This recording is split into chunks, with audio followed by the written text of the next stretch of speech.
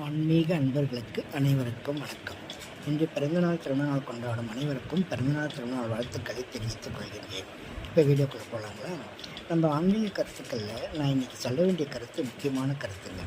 என்னென்னா, நம்ம இப்போது நம்மளை படைக்கிற இறைவன் தான் நமக்கு எந்த குலத்தில், என்ன ஜாதியில், எந்த வீட்டில் எப்படி பிறக்கணும்னு சொல்லிட்டு நியமனப்படுத்துகிறவர் கடவுள் தான், ஆண்டவன் தான், இல்லைங்களா?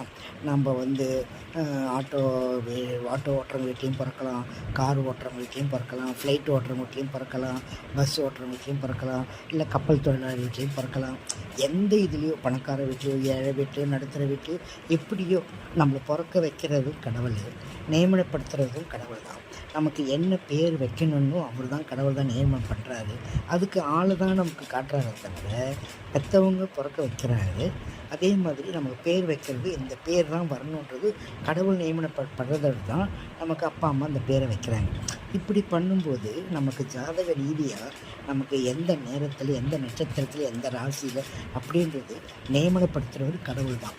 அந்த கடவுள்கிட்ட நம்ம இப்போ கோயிலுக்கு போகிறோம்னாக்கா, கோயிலுக்கு போய்ட்டு ஒரு அர்ச்சனை பண்ணும்போது நம்ம என்ன சொல்கிறோன்னா, கடவுள்கிட்ட போய்ட்டு என் பேர், என்னுடைய இந்த நட்சத்திரம், ராசி அப்படின்னு சொல்கிறோம்ல, அது நம்ம அப்பா அம்மா கிட்டே நாம்ளே போய், அப்பா என் பேர் தெரியுமா, என் நட்சத்திரம் தெரியுமா அப்படின்னு நாம்ளே சொல்கிற மாதிரி இருக்குது.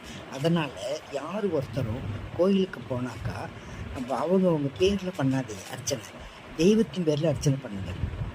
தெய்வத்தை குளிர வைக்கிறதுக்கு தான் நம்ம அபிஷேகம் பண்ணுறோம், ஆராதனை பண்ணுறோம், தெய்வாராதனை பண்ணுறோம், எல்லாமே பண்ணுறோம்.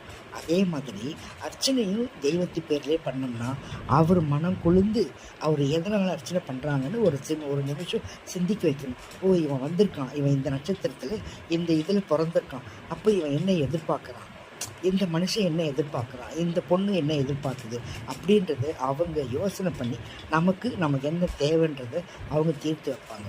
இப்படி தான் நம்ம கடவுள் தெய்வத்தை நம்ம வணங்கணுமே தவிர, என் நட்சத்திரம், என் ராசி, என் ஜாதகன்றது நம்மளே போய் நம்ம கடவுள்கிட்ட நம்ம சொல்லக்கூடாது.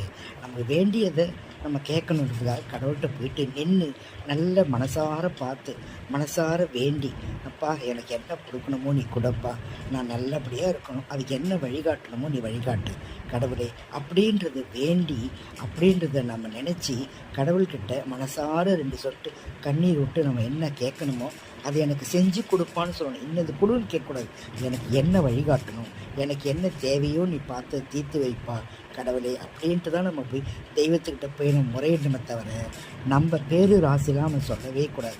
இது ஒரு பெரிய சூட்சமும்.